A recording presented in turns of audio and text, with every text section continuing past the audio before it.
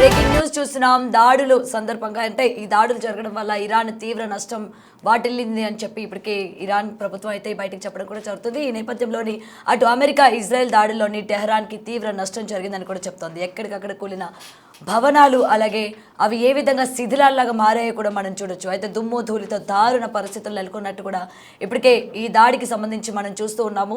ఎటువంటి పరిణామాలు చోటు చేసుకునే ఎంత ఆస్తి నష్టం అలాగే ప్రాణ నష్టం జరిగిందో కూడా మనం చూస్తూనే ఉన్నాం. అయితే ఏకంగా ఇటు 1,13,000 సాధారణ పౌరులు అలాగే ఇల్లు స్కూళ్ళు దుకాణాలు కూడా నేలమట్టమైనట్టు మనకి ఇక్కడ తెలుస్తోంది. ఇటు దాడుల్లో 3 సహాయక హెలికాప్టర్లు సైతం ధ్వంసం అయ్యాయి.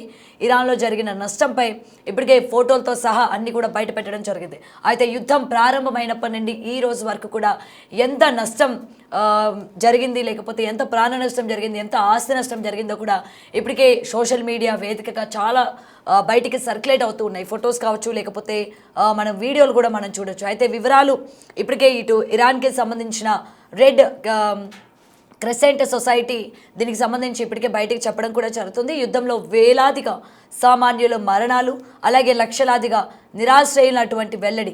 అయితే ఇప్పటికే అమెరికా ఇజ్రాయెల్ సివిలియన్సే దీనికి టార్గెట్గా చేసుకొని దాడులకు పాల్పడుతోందని ఇరాన్ ఆరోపిస్తున్న సిచ్యువేషన్ కూడా చూస్తున్నాం. అయితే యుద్ధంలో తీవ్ర నష్టం జరిగిందని ఇది పునరావస్థకు కొన్ని సంవత్సరాలు పట్టొచ్చని కూడా ఇప్పటికే ఒక అంచనా వేస్తూ ఉన్నారు. ఎందుకంటే జరిగిన నష్టం అలాంటిది. మనం ఇప్పటికే చూస్తున్నాం. యుద్ధం జరిగిన అంటే స్టార్ట్ అయిన రోజు నుంచి ఈ రోజు వరకు మొత్తం భవనాలు కావచ్చు ఏ విధంగా శిథిల రూపానికి రావడం, మొత్తం భవనాలు కూలిపోవడం, స్కూళ్ళు కూలిపోవడం, వేలాది మంది ప్రజలు కూడా ఏ విధంగా చనిపోయారో మనం చూస్తున్నాం. మరి అయితే ఇది మొత్తం కూడా మళ్ళీ ఆర్థికంగా అలాగే మళ్ళీ పుంజుకోవడానికి మరింత సమయం పడుతుంది అని చెప్పి కూడా ఇప్పటికే ఇరాన్ ప్రభుత్వం బయటికి చెప్పడం కూడా జరుగుతుంది. అయితే దీనికి సంబంధించి పూర్తి అప్డేట్స్ అందజేయడానికి మా ప్రతినిధి శివ ఫోన్లో ఉన్నారు. రైట్ శివ, అయితే ఇప్పటికే మనం చూస్తున్నాం ఇరాన్కి సంబంధించి ఎటువంటి ప్రాణ అలాగే ఆస్తి నష్టం చోటు చేసుకుందో మనం చూస్తున్నాము. అయితే ఇది మళ్ళీ దీని నుంచి తేరుకోవడానికి మరింత సమయం పట్టేటట్టు కూడా ఇప్పటికే ఇరాన్ ప్రభుత్వం అయితే బయటకు చెప్పడం జరిగింది. మరి దీనికి సంబంధించి పూర్తి అప్డేట్స్ ఏంటి శివ? నెల రోజులకు పైగా కొనసాగుతున్న ఈ యుద్ధం వల్ల ఇరాన్ శవాల దిబ్బగా మారింది. ఇరాన్ అయితే అమెరికా ఇజ్రాయెల్ ఇద్దరు కూడా సంయుక్తంగా దాడులు చేస్తోంది. ఇందులో భాగంగా టెహరాన్ లో తీవ్ర నష్టం అనేది జరిగింది. ఎక్కడికెక్కడ కూలిన భవనాలు ఇరాన్ లో దర్శనమిస్తూ ఉన్నాయి.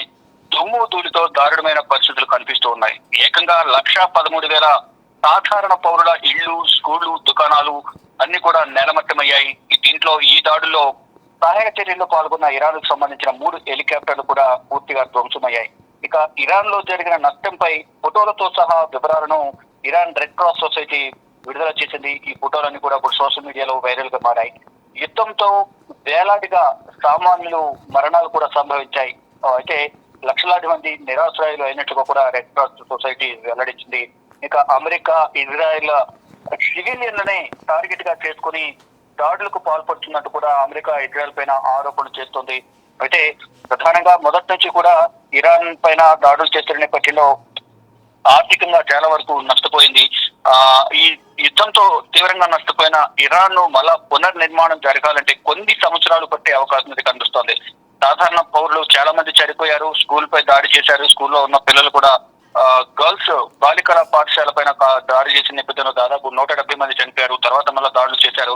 అంతకుముందు చేసిన దాడిలో కూడా వేల సంఖ్యలో చనిపోయారు. సాధారణ పౌరులను టార్గెట్ గా చేసుకుని దాడులు జరుగుతున్న నేపథ్యంలో అనేక మంది ప్రాణాలు కోల్పోయారనేది కూడా ఇరాన్ ప్రభుత్వం చెబుతోంది. ఇరాన్ అధ్యక్షుడు మసూదీ పెజిష్కియాన్ కూడా ఇవే వ్యాఖ్యలు చేస్తున్నారు.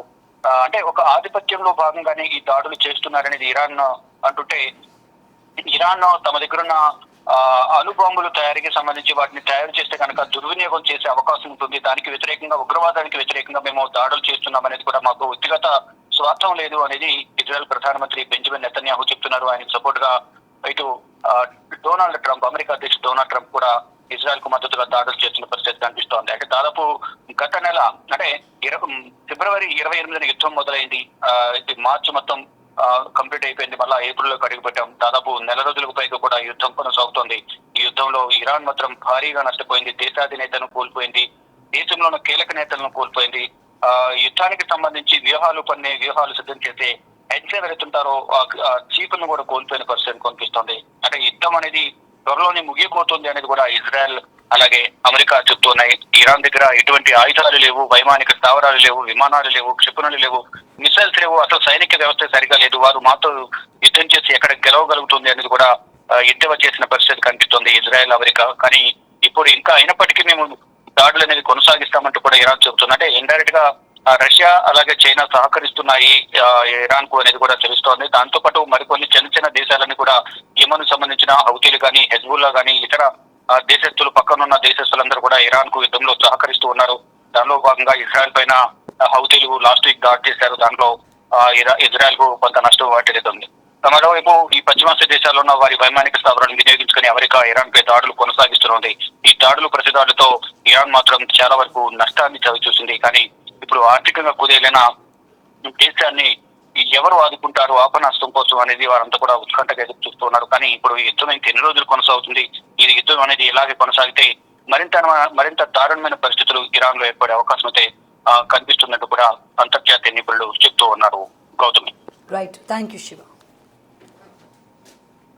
రైట్, నెల రోజుల పాటు మనకి యుద్ధం ఏ విధంగా జరిగిందో మనం చూస్తూ ఉన్నాము. అయితే ఇక్కడ ఇరాన్ తీవ్ర నష్టం వాటిల్లినట్టు ఇప్పటికే బయటికి సమాచారం కూడా ఇవ్వడం జరిగింది. అయితే మొత్తం కూడా ఒక శవాల దిబ్బగా ఇరాన్ మారిపోయింది అని అంటే కూడా ఎస్ అవుననే చెప్పాలి. ఇప్పటికి దీనికి సంబంధించిన ఫొటోస్, వీడియోస్, మొత్తం యుద్ధం స్టార్ట్ అయిన రోజు నుంచి ఈ రోజు వరకు ప్రతి చోట కూడా మనం చూస్తూనే ఉన్నాము. అక్కడ ఉన్న ప్రజలు ఏ విధంగా తల్లడిల్లిపోతున్నారు, ఆకలి బాధలు కావచ్చు, లేకపోతే యుద్ధం ఆపాలని చెప్పి కావచ్చు, ప్రతి ఒక్కరు కూడా ఏ విధంగా వేడుకున్నారో కూడా మనం చూసాము. అయితే దీనికి సంబంధించి ఇప్పటికే ఏకంగా 113,000 సాధారణ పౌరులు, అలాగే ఇల్లు, స్కూళ్ళు, ముఖ్యంగా దుకాణాలు కూడా మొత్తం నేలమట్టమైనట్టు కూడా తెలుస్తోంది.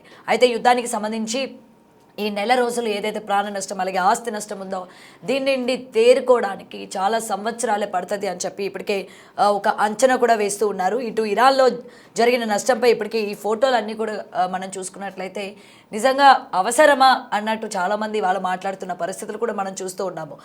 యుద్ధంలో వేలాదిగా ఇటు సామాన్యుల మరణాలు, లక్షలాదిగా నిరాశ్రయులైనటువంటి వెల్లడి. ఇప్పటికే ఇటు అమెరికా, ఇజ్రాయెల్ సివిలియన్స్నే కాకుండా టార్గెట్గా చేసుకొని దాడులకు పాల్పడుతోందని కూడా ఇరాన్ మరోపక్క ఆరోపిస్తున్న పరిస్థితి కూడా కనిపిస్తోంది. మరోపక్క ఈ నష్టాన్ని ఏ విధంగా మళ్ళీ క్లియర్ చేసుకోవాలి, ఏ విధంగా ఇటు ఆర్థికంగా కావచ్చు, లేకపోతే టెక్నికల్గా కావచ్చు, మళ్ళీ ఏ విధంగా మళ్ళీ పుంజుకోవాలి, మళ్ళీ ఎలా బయటపడాలి అన్నట్టు కూడా ఒక అంచనాకి రాలేకపోతున్నాం అన్నట్టు కూడా మనకి క్లియర్గా చూస్తున్నాం. ఎందుకంటే ఫోటోలు కనుక చూస్తున్నట్లయితే ఏ విధంగా అంటే ఎంత ఘోరంగా డ్యామేజ్ అయ్యాయో ప్రతి ఒక్కటి మనం చూస్తూ ఉన్నాం కదా. పిల్లల దగ్గర నుండి స్కూళ్ళు, కాలేజీలు, లేకపోతే ఇల్లు, కుటుంబాలు, ఇలా ఒకటి కాదు చాలా వరకు మొత్తం అంతా కూడా నేలమట్టం అయిపోయిన పరిస్థితులు మనం చూస్తూ ఉన్నాం. ముఖ్యంగా ఈ వార్లోని అలాగే పిల్లలు కూడా ఎంతోమంది ప్రాణాలను కోల్పోయారు. ఒక్కసారిగా 170 మంది బాలికలు స్కూల్ పైన దాడి జరగగానే వాళ్ళందరూ శవాలు చూడగానే ఒక్కసారిగా కడుపు తరుక్కుపోయింది. ఇంతమంది పిల్లలు ఒక్కసారిగా చనిపోవడం అన్నది మొత్తం కూడా ఎంత సంచలనంగా మారిందో మనం చూస్తూ ఉన్నాం. మరి ఇదంతా కూడా ఎప్పుడు దీని నుంచి బయటకు వస్తారు, అలాగే ఇరాన్కి సంబంధించి ఇటు ఆస్తుల పరంగా కావచ్చు, లేకపోతే ఆర్థికంగా కావచ్చు, ఇదంతా కూడా ఎప్పుడు బయటకు వస్తామో కూడా ఒక అంచనాకి రాలేకపోతున్నాము అని చెప్పి ఇప్పటికే ఇరాన్ ప్రభుత్వం బయటికి చెప్పడం కూడా జరుగుతోంది. అండ్ దీనికి సంబంధించిన విజువల్స్ మనం ఒకసారి స్క్రీన్ పైన కూడా చూడొచ్చు.